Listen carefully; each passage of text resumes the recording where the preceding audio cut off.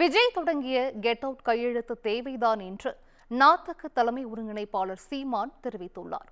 தொகுதி மறுசீரமைப்பு தொடர்பான அனைத்து கட்சி கூட்டத்தில் பங்கேற்க மாட்டோம் என்றும் வேலூர் மாவட்டம் காட்பாடியில் நடைபெற்ற செய்தியாளர் சந்திப்பில் அவர் தெரிவித்தார். சரிதான், அப்புறப்படுத்த வேண்டியவற்றை வெளியேற்றணும்னு சொல்றாங்க. அது சரிதான்.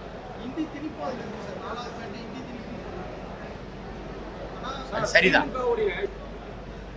பல போராட்டங்களை தனிச்சு தான் செஞ்சிருக்கோம்.